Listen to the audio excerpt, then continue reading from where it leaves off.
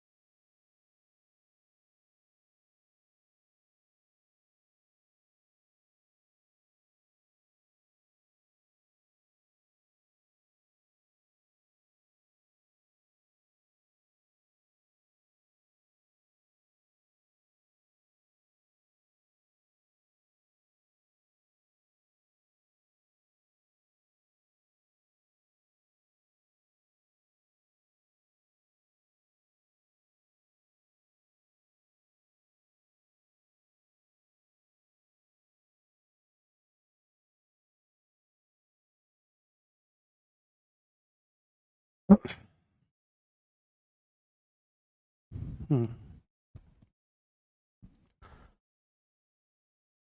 नमस्कार दोस्तों, मैं राम भारद्वाज आपका स्वागत करता हूं आपकी शानदार जानदार जबरदस्त मूल विधि कक्षा में, जहां पर एक नए अध्याय को हम लोग शुरू करने वाले हैं। पर किसी कारण से अध्याय का नाम या टॉपिक यहाँ पर गलत लिखा हुआ है। पिछली कक्षा को आगे बढ़ा दिया गया है। हम्म। हाँ, तो आज थोड़ा सा मेडिकल अर्जेंसी थी एक, तो वैसे तो छुट्टी लेने का बन रहा था, बट फिर मैंने नहीं सोचा छुट्टी नहीं लेते, बच्चों को नुकसान होता है, क्या फ़ायदा। तो मैंने वो चीज़ को थोड़ा निपटाया जल्दी करके और फिर आपके समक्ष में उपस्थित हूँ। हाँ, एक बार बताओ, सब ऑडियो वीडियो क्लियर है? कोई दिक्कत तो नहीं है? हम्म। हाँ, मैंने बोला था कि क्लास को थोड़ा सा आगे बढ़ा दिया जाए, पर वो किसी कारण से संभवतः बढ़ नहीं पाई, तो आपको जानकारी नहीं लगी होगी कि आज क्लास 5:15 बजे से होने वाली है। हाँ। हाँ, चाय पी लो गुरुजी, पिला दो गुरुजी। चाय? चाय नहीं पीते भाई हम।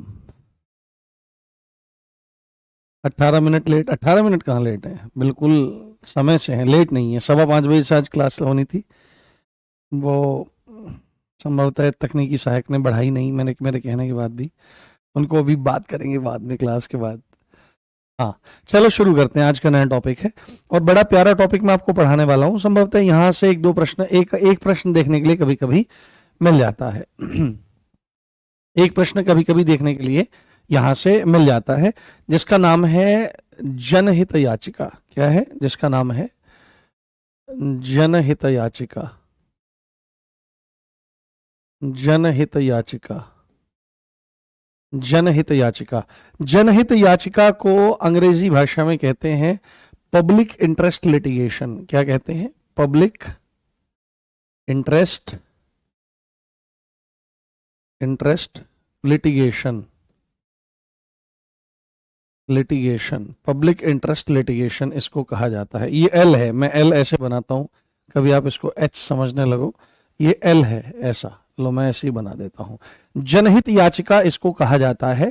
और मैं आपको एक बात बता रहा हूं, जैसे कल कोई बच्चा कह रहा था, सर कभी आप जन सूचना अधिकारी बोलते हो, कभी आप लोक सूचना अधिकारी बोलते हो, ऐसे क्या काम चलेगा? तो आप एक चीज ध्यान रखिएगा कि लोक कह लो या जन कह लो, दोनों बात एक ही है। इन दोनों का मतलब क्या होता है? पब्लिक ही होता है। जहां पर जन शब्द लगाओगे वहां पर भी पब्लिक आएगा, जहां पर लोक शब्द लगाओगे वहां पर भी पब्लिक ही आएगा।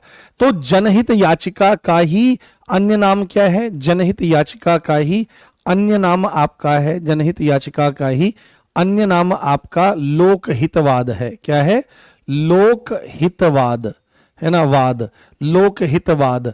क्योंकि याचिका के संदर्भ में भी मैं आपको समझाऊंगा कि वाद क्यों कहा गया।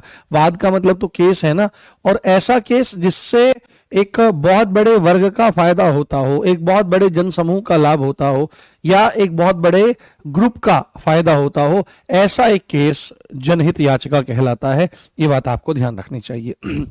अब देखो, क्योंकि जनहित याचिका को ही पब्लिक इंटरेस्ट लिटिगेशन कहा जाता है। हम्म। पोक्सो एक्ट का 3rd क्लास की पीडीएफ क्यों नहीं डली है? हाँ ठीक है, इन सब चीज़ों के जवाब मांगे जाएंगे। एक सेकंड रुक जाओ, मैं एक बार इसका स्क्रीनशॉट ले लेता हूँ। एक सेकंड दोस्तों, जिससे हमको ये याद रहे। ठीक है, तो थोड़ा ध्यान से देखें और पढ़ने पे ध्यान दें। अभी हम और बात बाद में करेंगे और आपकी क्वेश्चन आंसर बाद में लेंगे। बिल्कुल, अभी से भी तैयारी अगर अच्छे से करेंगे तो अभी भी एसआई में सेलेक्ट हो जाएंगे, यदि आपका पहले से कुछ बेस बना हुआ है। ठीक है, कोई दिक्कत नहीं होगी।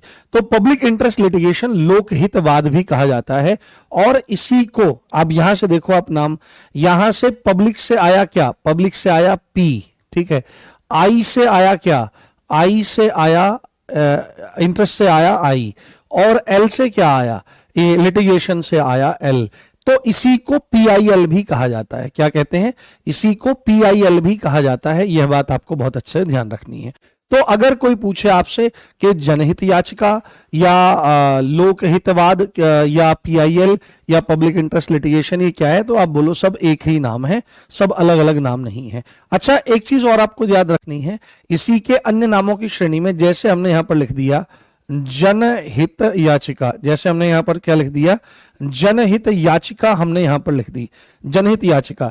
तो जनहित याचिका का भी एक शॉर्ट नेम बन जाता है। जन के लिए आ जाता है ज, है ना, ज आ जाता है। हित के लिए आ जाता है ही, है ना, ही आ जाता है। और याचिका से आ जाता है या, याचिका से क्या आ जाता है, या। तो इसका एक अन्य नाम जहिया भी बनता है। क्या बनता है, जहिया। तो अगर आप क्रमशः नाम लगाने की तरफ इसके चलो तो जनहित याचिका, पब्लिक इंटरेस्ट लिटिगेशन, पीआईएल, लोकहितवाद, जन, है ना, और जहिया, ये सारे के सारे एक ही चीज होते हैं। ये सारी की सारी एक ही चीज आपकी कहलाती है। अब जनहित याचिका को समझाने से पहले मैं आपको याचिका शब्द के बारे में बताना शुरू करता हूं कि याचिका क्या चीज होती है। हाँ,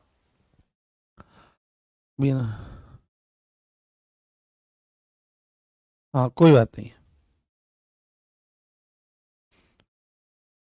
हाँ, सर कोई डाउट पूछना है तो आपसे तो आरटीआई लगानी पड़ेगी। अरे पागल हो, सीधे डाउट ग्रुप में टैग करो मेरे को, या यहाँ पे पूछ लो मेरे से। अब मैं आपको लिटिगेशन के बारे में थोड़ा सा बताता हूं। याचिका, जनहित क्या है वो तो हम बाद में डिस्कस करेंगे, जनहित याचिका, परंतु हम यहाँ पर याचिका शब्द को थोड़ा सा डिस्कस करते हैं। याचिका शब्द के, याचिका के लिए अंग्रेजी में जो शब्द है वो लिटिगेशन शब्द प्रयोग किया जाता है। क्या है, लिटिगेशन शब्द प्रयोग किया जाता है। और इसी को प्ली भी कह देते हैं, प्ली, है ना, याचिका, है ना, याचिका। तो दोनों ही शब्द आपके प्रयोग किए जाते हैं। तो ये होता क्या है, याचिका से होता क्या है आपका, इसको थोड़ा सा देखने की जरूरत है, इसको थोड़ा देखने समझने की जरूरत है। याचिका एक्चुअली में क्या है, याचिका न्यायालय के पास न्याय पाने हेतु जो अर्जी लगाई जाती है कि साहब मेरे साथ अन्याय हुआ है, और जो अर्जी लगाई जाती है उसको कहा जाता है। तो यहां पर आप लिखिए याचिका, याचिका के संदर्भ में कि याचिका को क्या कहते हैं, कोर्ट में अर्जी, कोर्ट में अर्जी, कोर्ट में अर्जी को ही याचिका बोला जाता है। जब कोर्ट में अर्जी या गुहार लगाई जाती है, किसके लिए, न्याय पाने के लिए, न्याय पाने के लिए, न्याय पाने के लिए, न्याय पाने के लिए, जब कोर्ट में न्याय पाने के लिए जब कोर्ट में अर्जी या गुहार लगाई जाती है तो उसको याचिका कहा जाता है, याचिका। और ज्यादातर जब हम याचिका शब्द का प्रयोग करते हैं तो कोर्ट में अर्जी या गुहार जो लगाई जाती है न्याय पाने के लिए, तो किन मामलों में, तो किन मामलों में, तो निजी हित में, किसमें, निजी हित में, पर्सनल बेनिफिट में, पर्सनल इंटरेस्ट में, पर्सनल इंटरेस्ट में, है ना, अपने निजी हित में, पर्सनल इंटरेस्ट में, हाँ, पर्सनल, पर्सनल हित में आपका जो हो जाता है पर्सनल हित, पर्सनल, है ना, निजी हित में, या आप कह लीजिए कि हाँ सेल्फ इंटरेस्ट कह लीजिए, self interest, self interest, self interest में या निजी हित में, या इसको मत लिखिए, ठीक है, ये निजी हित ही लिखना अनुकूल है, यहाँ पर सेल्फ इंटरेस्ट ये लिखना अनुकूल नहीं है। तो निजी हित में कोर्ट में जो याचिका लगाई जाती है, कोर्ट में जो गुहार लगाई जाती है उसको याचिका कहा जाता है। परंतु यहां पर आपको एक चीज ध्यान देनी है, यहां पर निजी हित की बात है, और निजी हित का मतलब क्या होता है, निजी हित का मतलब स्वयं से होता है, अपने आप से होता है। किससे होता है, अपने आप से होता है। निजी हित का मतलब किससे है? अपने आप से है, किसी दूसरे से इसका मतलब नहीं है। ठीक है, किसी दूसरे से इसका मतलब नहीं है। परंतु जब हम एक बड़े समूह का, एक बड़े समुदाय का फायदा करने की बात करते हैं, तब वहां पर जो याचिका दायर करी जाती है उसको जनहित याचिका कहते हैं। तो याचिका आपका लिटिगेशन या प्ली, यानी कि कोर्ट में अर्जी या गुहार लगाना। और किस लिए गुहार लगाना? तो छोले भटूरे खाने के लिए, छोले समोसे खाने के लिए तो नहीं होगा, न्याय पाने के लिए, जस्टिस पाने के लिए निजी हित में वहां पर गुहार आपकी लगाई जाती है। और यह गुहार कौन लगाता है? अब यह ध्यान से सुनने वाली बात है। यहां पर अर्जी या गुहार कौन लगाएगा? कौन लगाएगा? कौन लगाएगा? ध्यान से सुनना है आपको। कौन लगाएगा? तो पीड़ित पक्ष लगाता है। जो विक्टिम होता है, पीड़ित यानी कि विक्टिम, जो विक्टिम होते हैं, विक्टिम होता है, पीड़ित पक्ष होता है, वह वहां पर गुहार लगाता है। और ये आपको ध्यान रखनी चाहिए। और साथ एक चीज और बात है, ये पीड़ित पक्ष गुहार लगाएगा और स्वयं याचिका दर्ज करते हैं, स्वयं याचिका डालते हैं, स्वयं याचिका डालते हैं, स्वयं याचिका डालते हैं। इनके हिसाब, इनके लिए कोई और नहीं डालेगा। सपोज करो मेरे साथ में अन्याय हो रहा है, सपोज करो, हाँ हाँ, ये बहुत इंपॉर्टेंट चैप्टर है, ध्यान से सुनिए। पिटीशन भी कह देते हैं, हाँ पिटीशन भी कह देते हैं। अब पहले मेरी बात ध्यान से सुनिए, मैं एक क्रम बनाने की कोशिश कर रहा हूं जिससे एक पूरा सीक्वेंस बने, जिससे आपको जनहित याचिका का मतलब समझ में आवे। ठीक है, तो याचिका मतलब लिटिगेशन प्ली, यानी कोर्ट में लगाई गई गुहार। क्यों? तो न्याय पाने के लिए। किस लिए? तो अपने निजी फायदे में। और निजी फायदे में अर्जी या गुहार कौन लगाता है? तो पीड़ित पक्ष लगाता है। और स्वयं याचिका डालते हैं, वो स्वयं डालते हैं, कोई और याचिका नहीं डालेगा, कोई और उनके लिए गुहार नहीं लगाएगा। ये बात क्लियर होने जानी चाहिए आपको। ठीक है, ये बात आपको स्पष्ट रूप से समझ में आ जानी चाहिए। तो ये बात जब आपको समझ में आ जाएगी कि भाई अपने लिए तो अपना आप ही डालना पड़ेगा, तो वहां पर वह सिंपल आपकी याचिका कहलाती है। जबकि जब हम यहां पर चलते हैं, जब हम यहां पर लिखते हैं जनहित याचिका, अब हम यहां पर याचिका के सामने क्या बोल देते हैं? जनहित बोल देते हैं, जनहित और याचिका। तब यह याचिका अब सामान्य याचिका नहीं रह गई है। ठीक है, अब यह याचिका सामान्य याचिका नहीं रह गई है। इसी को क्या बोलेंगे हम? लोकहितवाद। तो जनहित या लोकहित। तो वाद मतलब मुकदमा होता है, वाद मतलब केस होता है। वाद मतलब क्या होता है? केस होता है। तो याचिका जब डाली जाती है तो केस ही तो होता है, वाद ही तो इकट्ठा होता है। तो ये ध्यान रखना है। जबकि जन और लोक ये दोनों एक ही बात है, इक्वल चीजें हैं, इक्वल चीजें हैं। और हित का मतलब है फायदा। तो यहां पर आपको ध्यान रखना है, आपसे पूछा जाएगा कि जनहित याचिका क्यों दायर की जाती है। आपसे पूछा जाएगा क्यों दायर की जाती है, क्यों दायर की जाती है, क्यों दायर की जाती है, यह आपसे पूछेगा कि जनहित याचिका क्यों दायर की जाती है। तो आप उत्तर दोगे कि पब्लिक का, किसका? पब्लिक का, यानी कि किसी व्यक्तियों के समूह का, व्यक्तियों के समूह का हित यानी भला करने के लिए, हित यानी भला करने के लिए, भला करने के लिए, भला करने के लिए यह दायर करी जाती है। तो एक बात इसमें स्पष्ट है, याचिका में जहां निजी हित शामिल रहता है, पब्लिक इंटरेस्ट लिटिगेशन में, जनहित याचिका में निजी पक्ष में आप नहीं डाल सकते। एक बहुत इंपॉर्टेंट पॉइंट है, इसका नोट करिएगा, यहां पे बहुत इंपॉर्टेंट नोट करिएगा, मोस्ट इंपॉर्टेंट, कि निजी हित में, निजी हित में कि मेरी जमीन है, जायदाद है, दुकान है, नहीं। आप केवल क्या कर सकते हो, यहां पर लिखो कि केवल, यहां पर केवल शब्द ऐड कर लो, केवल से आगे यहां पर पब्लिक का, व्यक्तियों के समूह का हित या भला करने के लिए, निजी हित में, आप यहां पर लिखे निजी हित में, निजी हित में PIL दायर नहीं की जा सकती, PIL दायर नहीं की जा सकती है, नहीं की जा सकती है, PIL दायर नहीं की जा सकती है, PIL दायर नहीं की जा सकती है। जबकि याचिका जो है, याचिका तो कोई भी जाओ, कोई भी लगाओ, क्या फर्क पड़ता है। हाँ, याचिका अपने निजी काम के लिए भी डाल सकते हैं, नहीं डाल सकते हैं, वही चीज मैंने बता दी है। इतना तो समझ आ गया, क्या समझ में आया? हाँ, अब समझ में आएगा, रुको देखो। हाँ देखो, जब याचिका रहती है, निजी हित की बात होती है, पर्सनल इंटरेस्ट की जहां पर बात होती है, वहां पर हम डालते हैं। अब किसी के दिमाग में आ जाएगा कि हम थोड़ी डालते हैं, हमारे तरफ से तो वकील डालता है। तो वकील, आप अगर कहीं बार कोर्ट में बहस सुनेंगे तो कई बार वकील क्या बोलता है, वकील अपने मुवक्किल को अपने आप को ही मान करके बोलता है कि जज के मिलोड या माइलोड, ये जो भी कुछ करके बोलते हैं वो सीधे बोलते हैं कि मैंने ये किया, मैंने ये किया, मैंने ये किया, मैंने ये किया। यानी कि हम जब स्वयं जाकर के बहस नहीं कर सकते, तब हम वहां पर एक प्रोफेशनल बंदे को हायर करते हैं अपनी जगह लड़ने के लिए, अपनी जगह फाइल करने के लिए। तो याचिका में हम खुद ही करते हैं अपने फायदों के लिए, लड़ाई हो गया, झगड़ा हो गया, जमीन जायदाद कुछ भी मामला हो गया। बट जब किसी एक बड़े वर्ग का हित किसी चीज में छुपा हुआ हो, सपोज करोगे किसी एरिया में बहुत ज्यादा प्रदूषण हो रहा है, कोई फैक्ट्रियां प्रदूषण फैला रही हैं, या सरकारों द्वारा बहुत ज्यादा टैक्स लिया जा रहा है, या बिल्कुल ध्यान नहीं दिया जा रहा, जगह जगह पर होर्डिंग टंगे हुए हैं, विज्ञापन है, बहुत प्रॉब्लम होती है, गलियों में जगह जगह सफाई नहीं है, माइनिंग हो रही है, बड़ी परेशानी है, बहुत सारे लोग प्रभावित हो रहे हैं। तो ऐसे मुद्दे को उठाने के लिए और उसमें एक बड़े तबके को न्याय दिलाने के लिए जो याचिका दायर करी जाती है उसको जनहित याचिका कहते हैं। तो ये निजी हित में नहीं है, सब लोगों के फायदे के लिए है, या एक वर्ग विशेष के फायदे के लिए इसको दायर किया जाता है। तो यहां पर आपको बहुत इंपॉर्टेंट ध्यान रखना है, निजी हित में कभी भी पीआईएल दायर नहीं करी जा सकती। बताओ समझ में आई कि नहीं?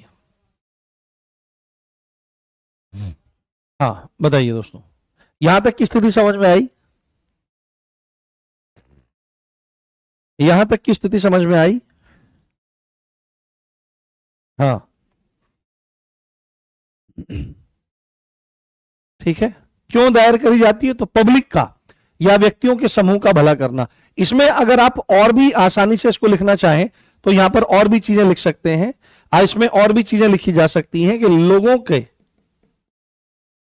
लोगों के सामूहिक हित के लिए, सामूहिक हित मतलब ग्रुप में जो हित होगा वो पूरा बहुत सारे लोगों का भला करने के लिए, सामूहिक हित के लिए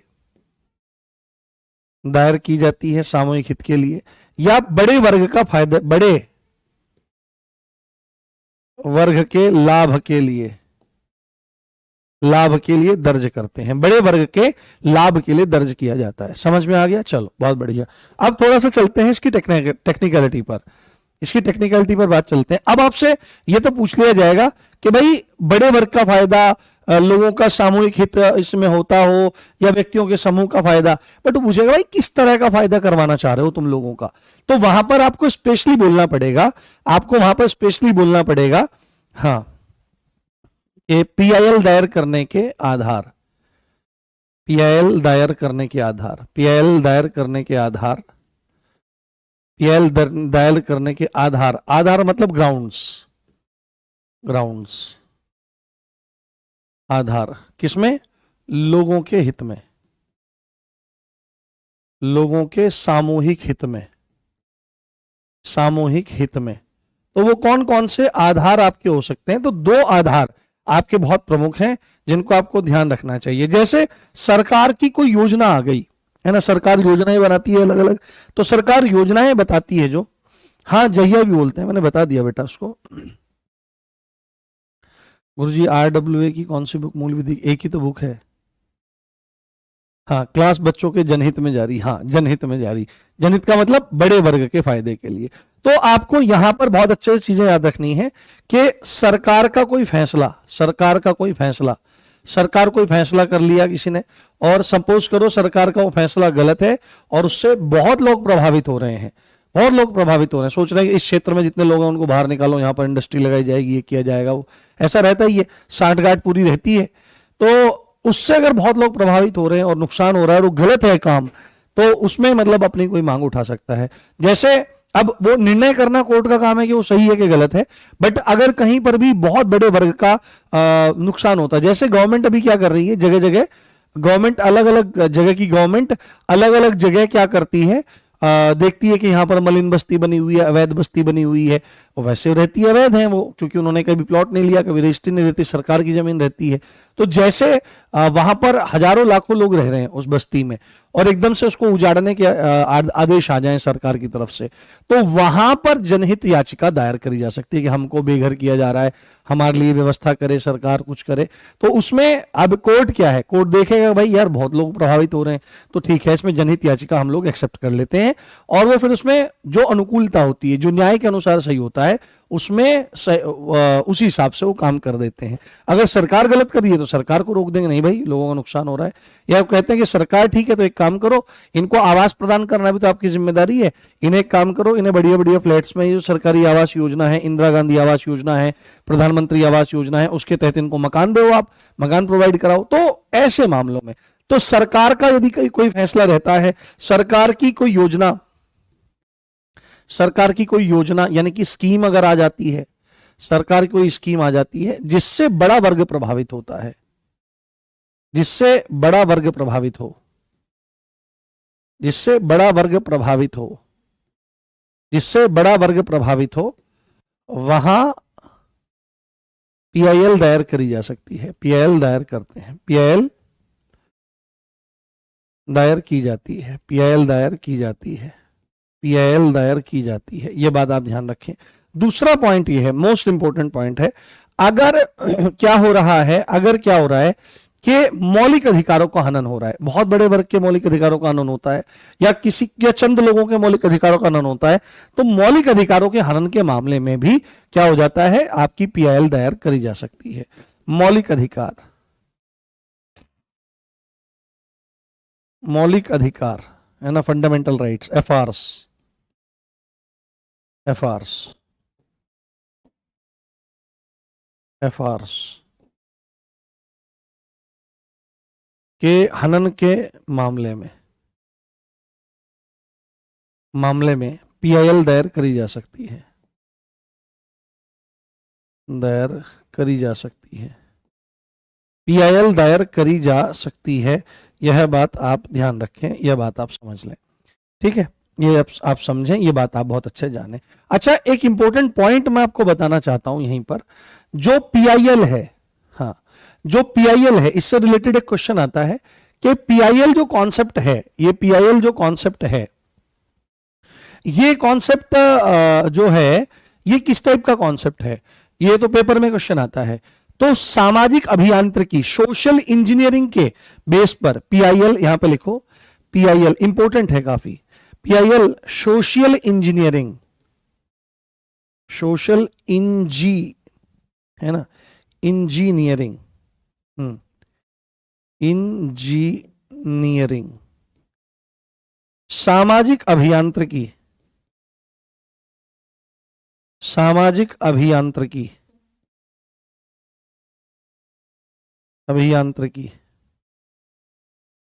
के सिद्धांत पर, देखना स्पेलिंग सही है क्या, सिद्धांत पर आधारित है, ये पेपर में आया हुआ प्रश्न है, आधारित है, ये आधारित है।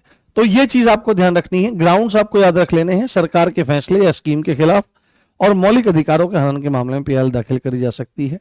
सोशल इंजीनियरिंग यानी सामाजिक अभियांत्रिकी के सिद्धांत पर पीआईएल काम करती है। एक बार देखना, हाँ, आरटीआई राहुल तेवतिया सर पे लगाओगे, अच्छा,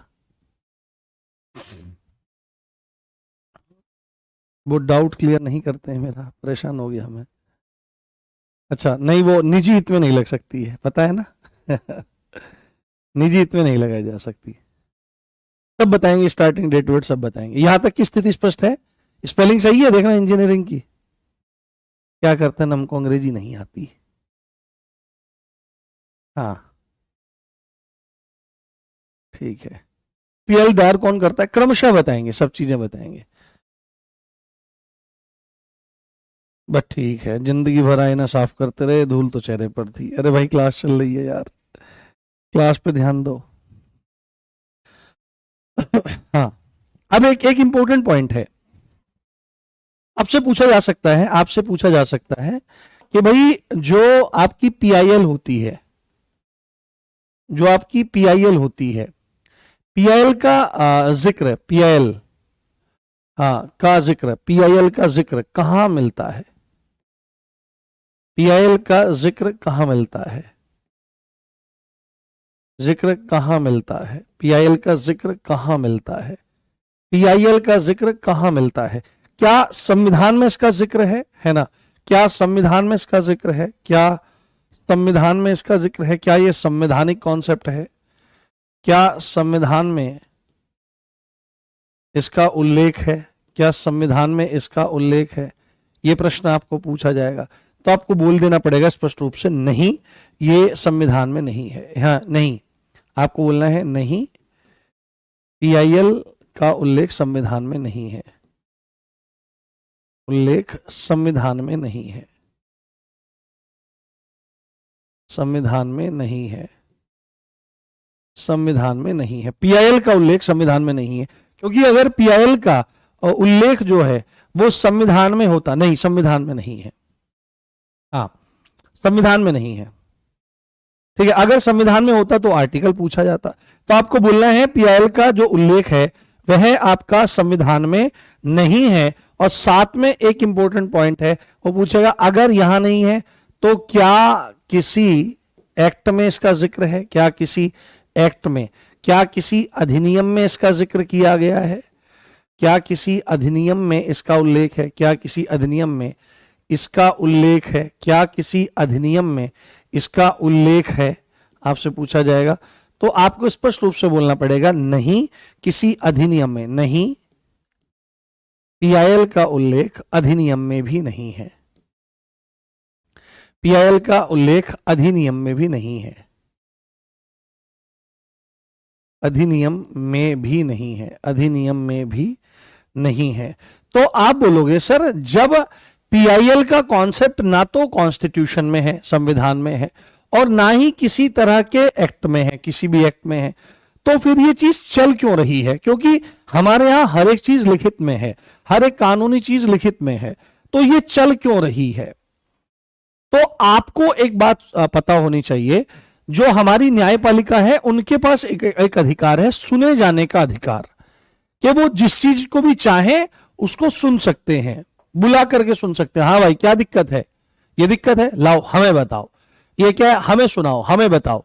तो सुने जाने के अधिकार पर तो आपको ध्यान से एक बात लिखनी है, यहां पर एक इंपॉर्टेंट नोट यहां पर अपने दिमाग में रखना है, इंपॉर्टेंट नोट यहां पर अपने दिमाग में रखना है। वो इंपॉर्टेंट नोट क्या है प्यारे?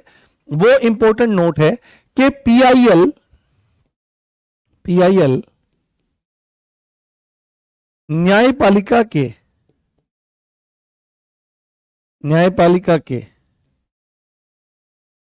सुने जाने के अधिकार, सुने जाने के अधिकार पर आधारित है, सुने जाने के आधार पर आधारित, अधिकार पर आधारित है। यानी एक आपके जस्टिस हुए हैं पीएन भगवती, हाँ हाँ, वो सब बताएंगे, सब चीज बताएंगे, वो इसके तहत कर सकते हैं, याचिका इसके तहत कर सकते हैं, पर पीआईएल का कहीं भी जिक्र नहीं है। पीआईएल को ना एक तरह से आप संवैधानिक उपचारों के अधिकार के अंतर्गत दायर करते हैं, आर्टिकल 32 का यूज करके। कहां पर? सुप्रीम कोर्ट में। यानी कि वहां पर यह बात है कि आर्टिकल 32 के अंतर्गत कोर्ट के पास, सुप्रीम कोर्ट के पास ये अधिकार है, सुने जाने का अधिकार है, वो जनहित के मामले को सुन सकता है। और आर्टिकल 226 का यूज करके किसी भी हाई कोर्ट के पास ये सुने जाने का अधिकार है, वो किसी भी जनहित के मामले को सुन सकता है।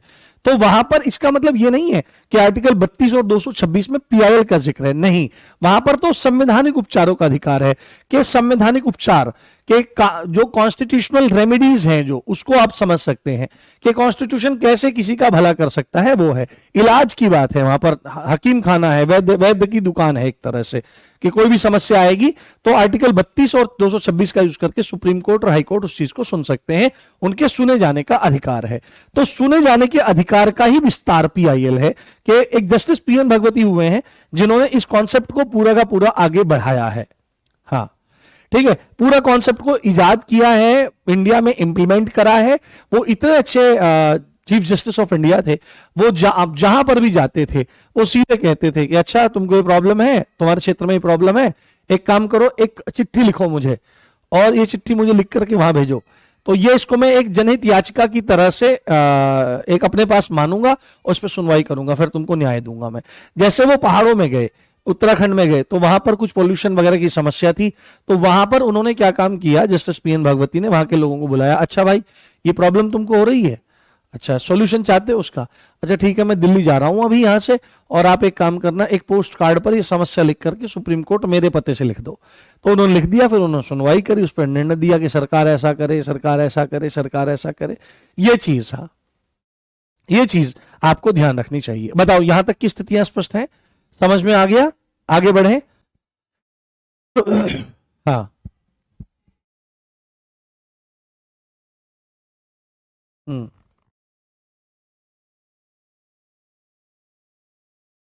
हाँ पीआईएल नाम कहीं नहीं है, ये तो बस एक कॉन्सेप्ट है जो जनहित के लिए आ गया है।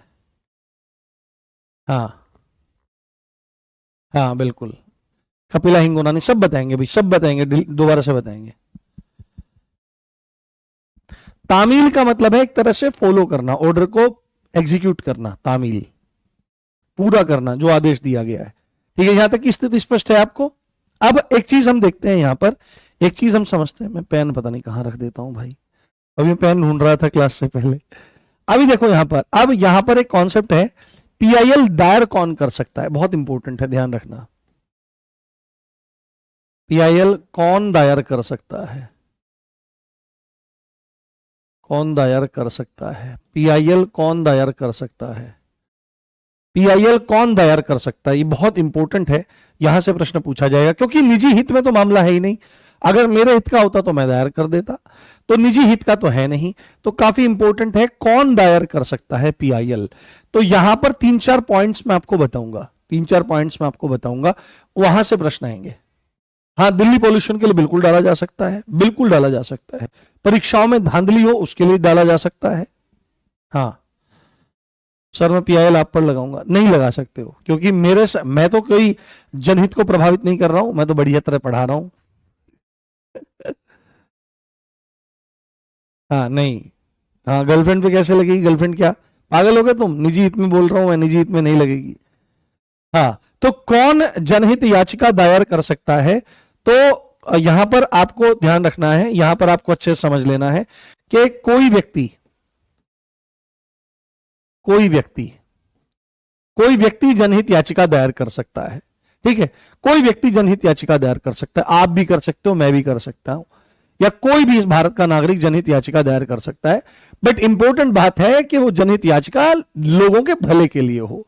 जैसे पुष्पा कपिला हिंगोरानी जिन्होंने 100 से ज्यादा जनहित याचिकाएं दायर करी, ठीक है, लोकहितवाद दायर करे, या कौन, कोई संस्था भी कर सकती है, कोई संस्था है ना, कोई संस्था भी जनहित याचिका दायर कर सकती है, कोई एनजीओ है, कोई भी दायर कर सकता है, कोई दिक्कत कोई समस्या वाली बात नहीं है। कोई संस्था, इंस्टीट्यूट, कोई संगठन, संगठन में एनजीओ इत्यादि संगठन, ऑर्गेनाइजेशन, ऑर्गेनाइजेशन। और चौथा, पीड़ित वर्ग में से, पीड़ित जन समूह में से कोई व्यक्ति, पीड़ित जन समूह में से कोई व्यक्ति, पीड़ित जन समूह में से कोई व्यक्ति भी दायर कर सकता है, ध्यान रखें। जैसे सपोज करो ये एक वर्ग है, ये एक वर्ग है जो पीड़ित वर्ग है और इसमें बहुत आदमी है, सपोज करो यहां पर 10,000 लोग हैं, 10,000 लोग हैं, इनकी कोई प्रॉब्लम है, तो इनके लिए पीआईएल दायर, इनके लिए जो पीआईएल है वो कौन दायर कर सकता है। तो सपोज करो ए नाम का कोई व्यक्ति है, ये ए नाम का कोई आदमी है, मैन है, ये दायर कर सकता है। कोई संस्था है वो पीआईएल दायर कर सकती है, कोई ऑर्गेनाइजेशन है वो दायर कर सकता है, या इनमें से ही कोई आ जाए, इस पीड़ित वर्ग में से ही कोई आ जाए वो भी पीआईएल दायर कर सकता है। ये 4 पॉइंट आपको बहुत अच्छे से याद रख लेने हैं। कोई व्यक्ति, कोई अन्य व्यक्ति भी कर सकता है किसी वर्ग के लिए, कोई संस्था कर सकती है, कोई संगठन कर सकता है, पीड़ित वर्ग में से ही, पीड़ित जन समूह में से ही कोई व्यक्ति निकल करके क्या कर सकता है। हाँ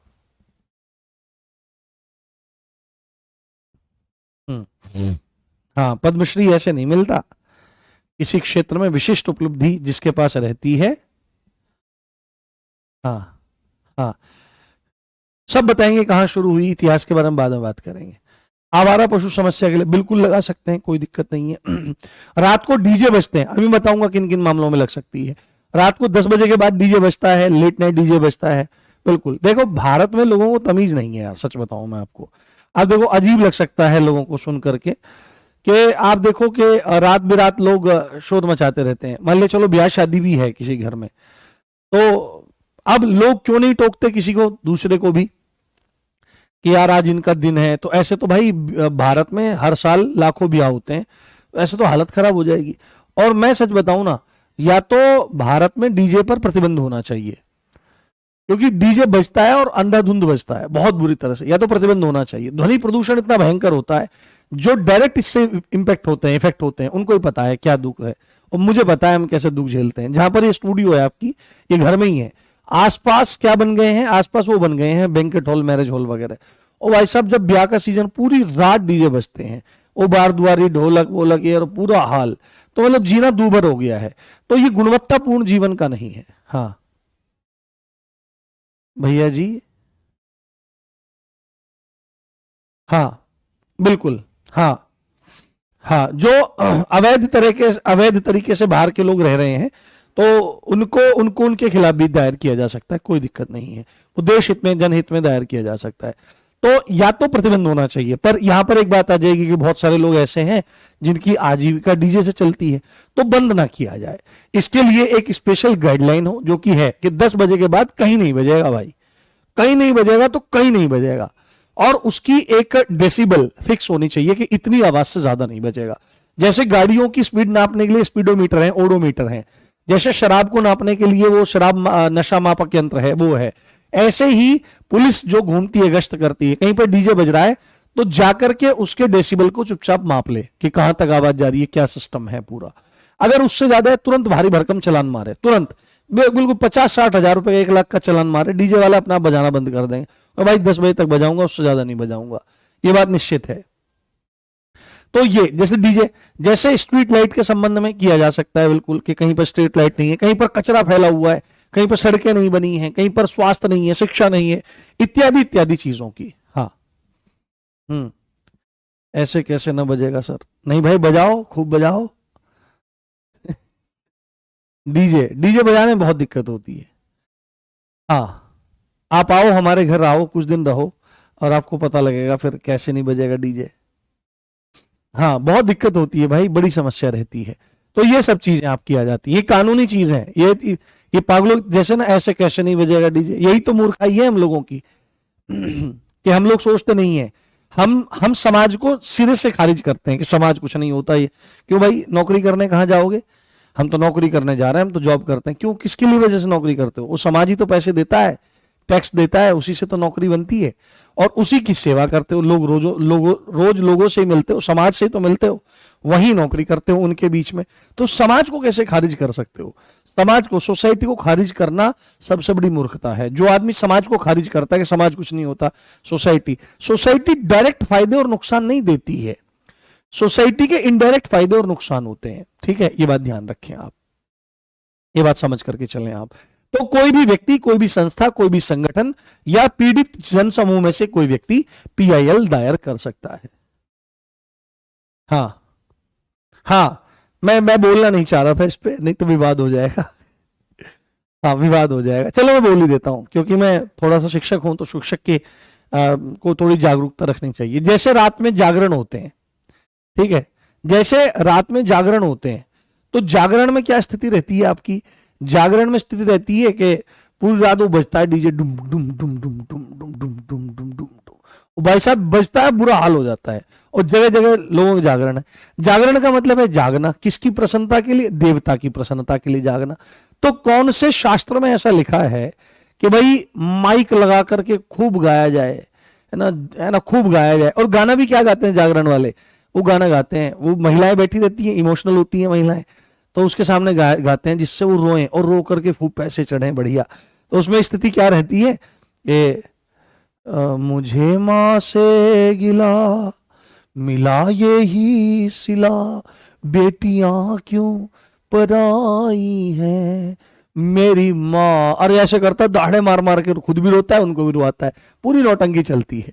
और लोग शराब पी पी करके जागरण आते हैं। जागरण का मतलब है अष्टमी की रात्रि में, जागरण का विधान है अष्टमी की रात्रि में भगवती की प्रसन्नता के लिए उनका अर्चन करे एकांत में। ये थोड़ा ही कि औरों को कष्ट दिया जा रहा है, अपना जागरण चल रहा है। रात को 2 बजे नाश्ता और वो तरकारी भाजी खाई जा रही है, वो मटर होते हैं जो नमक पारे होते हैं। रात को 12 बजे 2 बजे कहीं खाने का विधान है और किसी अनुष्ठान में खाने का विधान होता है? नहीं होता है। तो ये मूर्खता है, ये मूर्खता है, ये निरी मूर्खता है, इससे कुछ हासिल नहीं होता है ना। जितने जागरण के गवैया हैं आपको पता होगा, लोग शराब पी करके गाना गाते हैं, बहुत सारे, बहुत देखे हमने। ठीक है, तो ये चीज है आपकी। हम्म।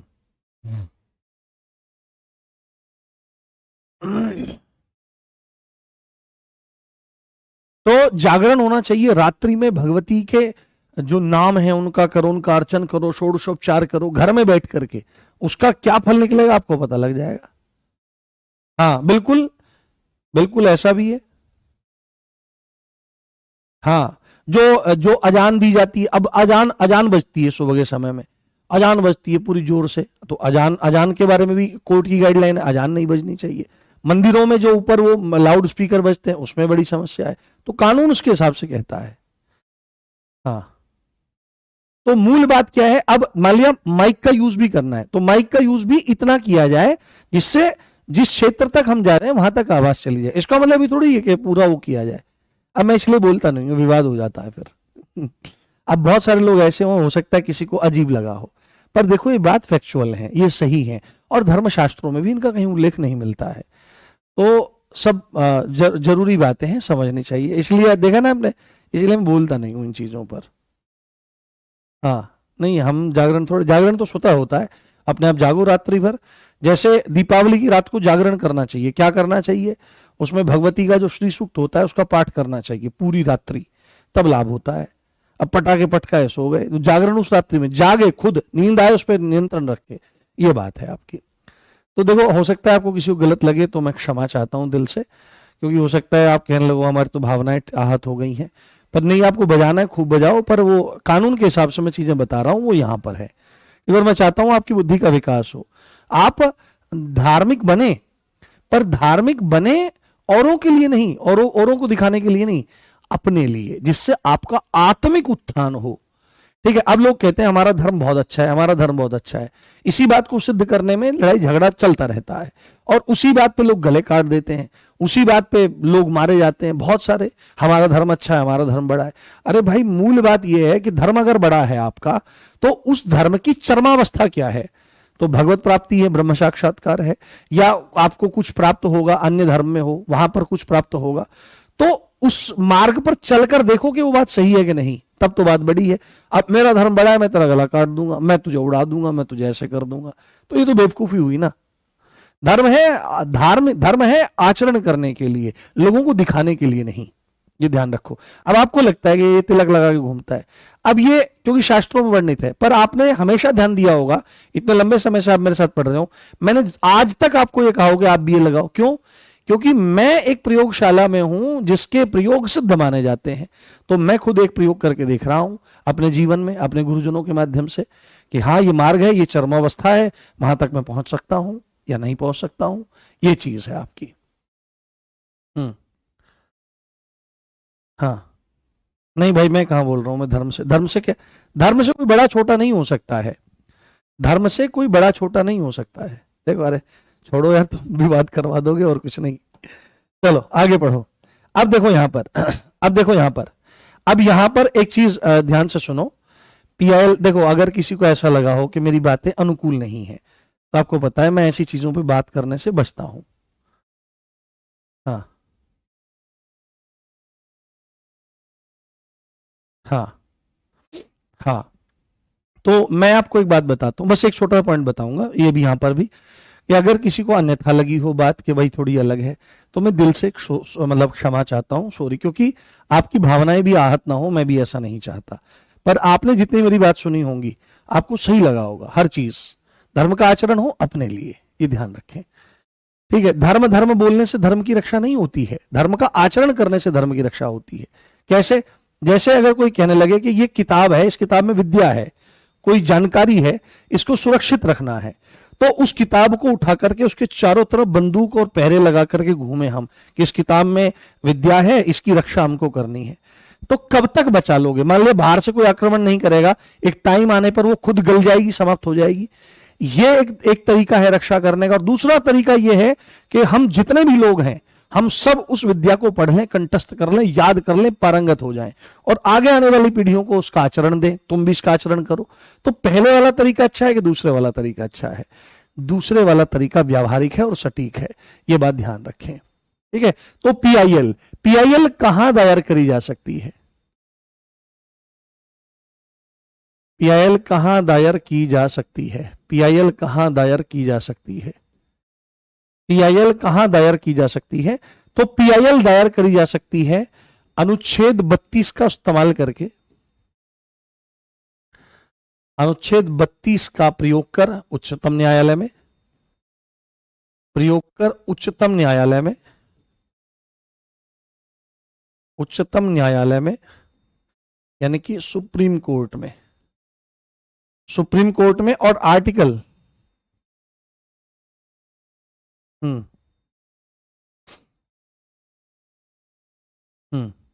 ठीक है, और आर्टिकल 226 का प्रयोग करके और अनुच्छेद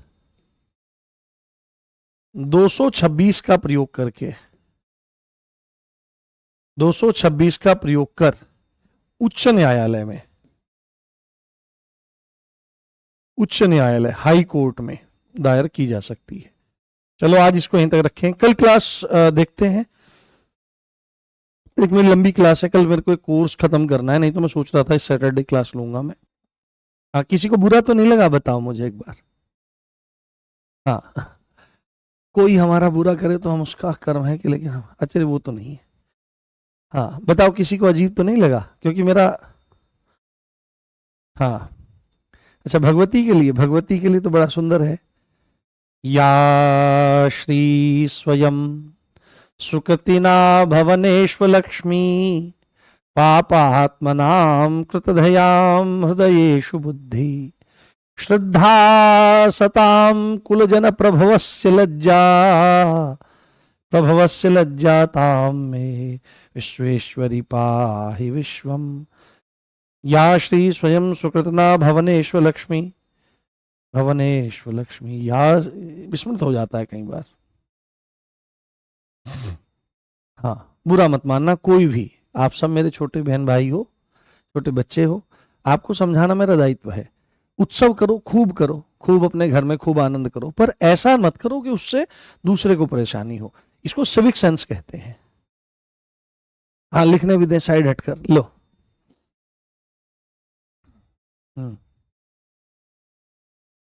मन में शांति चाहिए तो भगवान नाम का जप करें।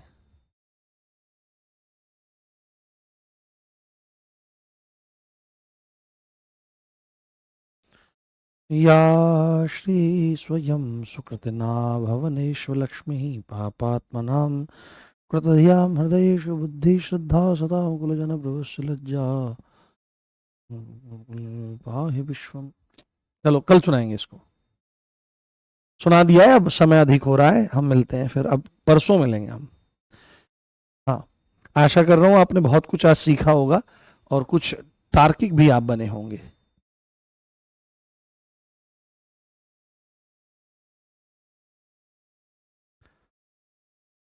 अच्छा चलो, बहुत बढ़िया। चलो ठीक है, आप प्रसन्न हैं, बहुत अच्छी बात है। पर बस मैंने थोड़े से तर्क आपको दिए जो शास्त्रीय हैं और जो अनुकूल हैं, जो सही हैं। ठीक है, मिलते हैं अब अगली कक्षा में, संभवतः वह सोमवार को होगी। अपना ध्यान रखिए, कल आप तैयार रहिएगा, BNSS की क्लास रहेगी, तो सब लोग वहां मिलें और अपना ध्यान रखें। जय हिंद, जय भारत, नमस्कार, love you all guys, bye.